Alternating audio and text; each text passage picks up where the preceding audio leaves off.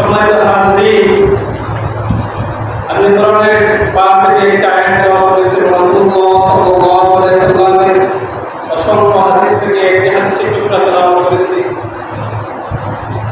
আল্লাহ তাআলা তৌফিক দান করেন। সুবহানাল্লাহ, তৌফিক ইল্লা বিল্লাহ।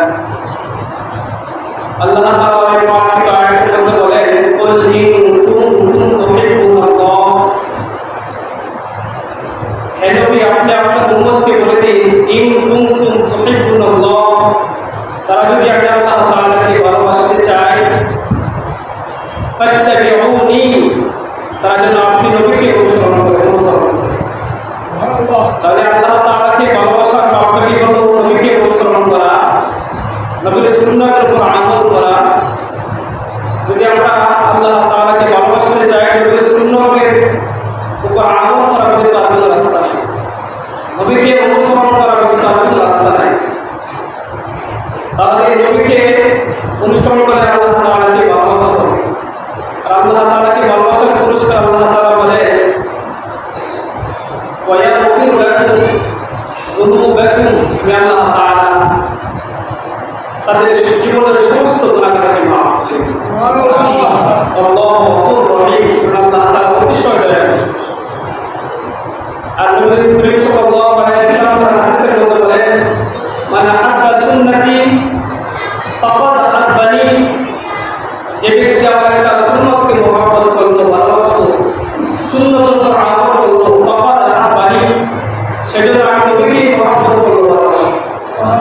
ওমান আহাব্বানি কানা মা'i ফিল জান্নাহ, আর যে ব্যক্তি আমি রাসূলের সুন্নতকে ভালোবাসলো, সুন্নতের উপর আমল করলো, সে যেহেতু আমাকে ভালোবাসা হইল, আর সেই এই ভালোবাসার বিনিময়ে কানা মা'i ফিল জান্নাহ, সে কিয়ামতের দিন আমি আল্লাহ রাসূলের সঙ্গে আল্লাহ জান্নাতে থাকি।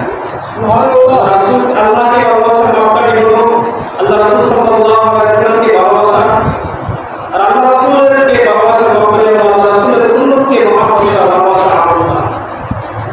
এজন্যই আমাদের দৈনন্দিন জীবনে এমন কোনো মুহূর্ত নাই, এমন কোনো সময় নাই যে সময়টা মুসলমানের এমন একটা মুহূর্ত নাই যে মুহূর্তটা সময়টা সুন্নতের উপর আমল করা যায় না, সব থেকে খালি হয়, এমন কোনো মুহূর্ত নাই।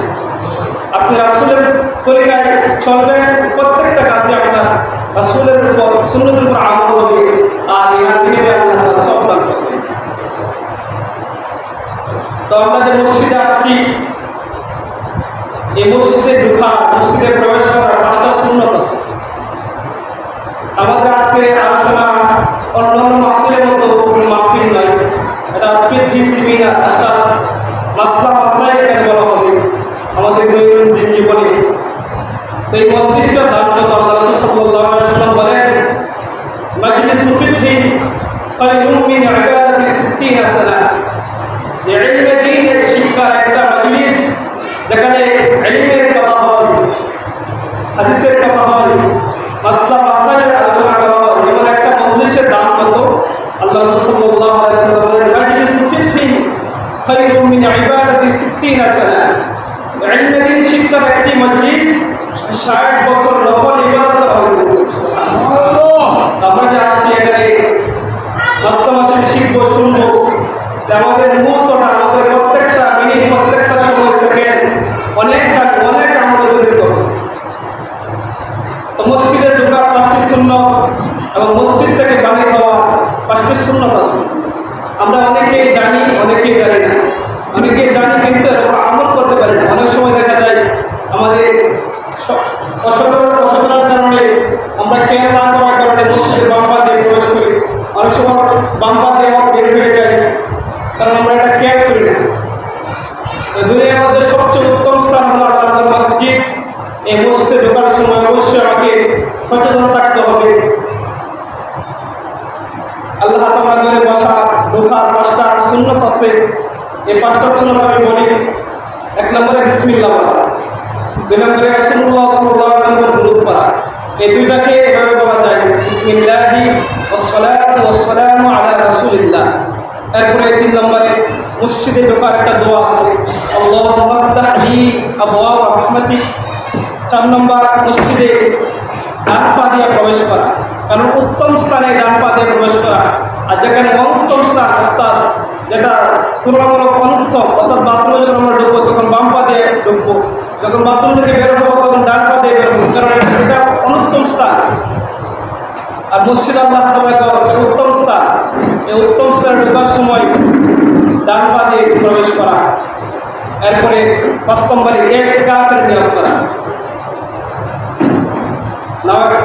ইতিকাফের নিয়ত করা, সুন্নাত ইতিকাফ মা কুনতু ফি হাযাল মসজিদ, এই নিয়ত করা।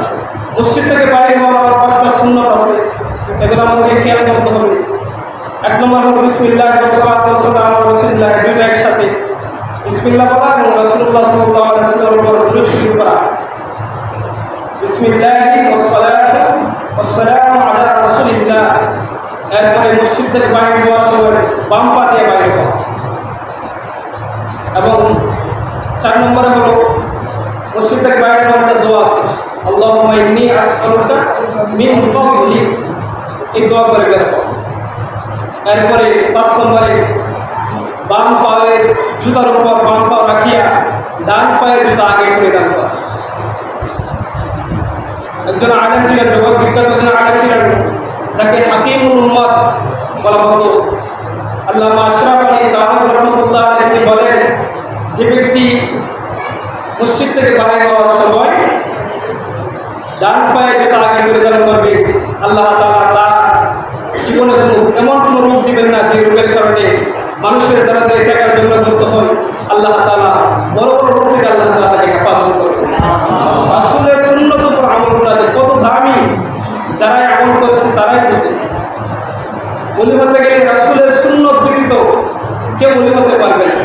যে যত বড় ওলি হয় তার সুন্নাত তত বেশি, সুন্নাতের উপর যে বেশি আমল করবে সে আল্লাহ তাআলার কত মাকবুল হবে, কত প্রিয় হবে। এজন্য রাসূলের সুন্নাত ব্যতীত আমাদের জীবন এটা অনর্থক হবে। আমরা অনেক সুন্নাত অবহেলা করি। আল্লাহ রাসূল সাল্লাল্লাহু আলাইহি ওয়াসাল্লামের একটা দামি সুন্নাত হলো মিসওয়াক করা। আমরা মিসওয়াক না করে 50 টাকা 60 টাকা দিয়া, শত হাজার টাকা দিয়া ব্রাশ কিনি, ওষুধ কিনি। অথচ এর থেকে আরো উন্নত, এর থেকে আরো উত্তম হলো রাসূলুল্লাহ সাল্লাল্লাহু আলাইহি ওয়াসাল্লামের একটা সুন্নাত মিসওয়াক আদায় করা। এই মিসওয়াকের কারণে সাহাবায়ে কেরাম যুদ্ধের মধ্যে বিজয় লাভ করেছিলেন। তখন সাহাবায়ে কেরাম মিসওয়াক দিয়ে বাঁচতেছিলেন, তখন কাফেররা দেখে বলতেছিল তারা যাবে মিসওয়াক দ্বারা দাঁত মাজতেছে, আমাদের দিকটা তারা গিলে ফেলবে। তারা ভয়ে তারা এই যুদ্ধ থেকে পলায়ন করছে। রাসূলের সুন্নাত অনেক দামি, আমাদেরকে রাসূলের সুন্নাত ১ নম্বরে জানতে হবে এবং এর উপর আমল করতে হবে। আল্লাহ রাসূল সাল্লাল্লাহু আলাইহি ওয়াসাল্লাম এই মিসওয়াক সম্পর্কে হাদিসের মধ্যে বলেন, হাদিসের মধ্যে আছে আসওয়াক মাতহাতুল লিল ফামি ওয়া মারদাতুল লিররাব্বি। এই মিসওয়াক হলো মুখের জন্য পরিচ্ছন্নতা এবং আল্লাহ তাআলার নিকট প্রিয় হওয়ার একটা বস্তু। এই মিসওয়াকের মাধ্যমে, মিসওয়াক করার মাধ্যমে রাসূলের নিকট প্রিয় হওয়া যাবে এবং আল্লাহ তাআলার নিকট প্রিয় হওয়া যাবে।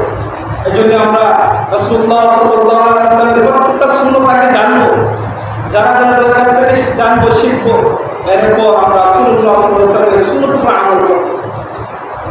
রাসূলুল্লাহ সাল্লাল্লাহু আলাইহি ওয়াসাল্লামের সুন্নাতের উপর আমল করা অনেক সহজ যদি আমরা আমল করি, আর যদি আমরা কঠিন মানায় নিই তাহলে অনেক কঠিন। যেমন আমরা অনেক সময় যখন কাপড় পরিধান করি খেয়াল করি না, আগে বাম হাতের আগে পরে নিই, হাত দুখাই নিই, বাম প্যান্টটা আগে পরে নিই, বাম পায়ের আগে না, আমরা খেয়াল করি না। যত খেয়াল করি, খেয়াল করে তাহলে যখন জামা পরিধান করবো তখন ডান হাতের আগে ঢুকাবো, যখন পায়জামা করবো প্যান্ট করবো তখন আগে ডানটা আগে ঢুকাবো, তাহলে দেখা যাইতেছে অনেক সহজ। রাসূলুল্লাহ সাল্লাল্লাহু আলাইহি ওয়াসাল্লামের সুন্নাতের উপর আমল হয়ে যায়। আল্লাহ তাআলা আমাদের সকলকে রাসূলুল্লাহ সাল্লাল্লাহু আলাইহি ওয়াসাল্লামের সুন্নাতকে জানা এবং এর উপর আমল করার আল্লাহ তাআলা আমাদের সকলকে তৌফিক দান করুন। আমিন।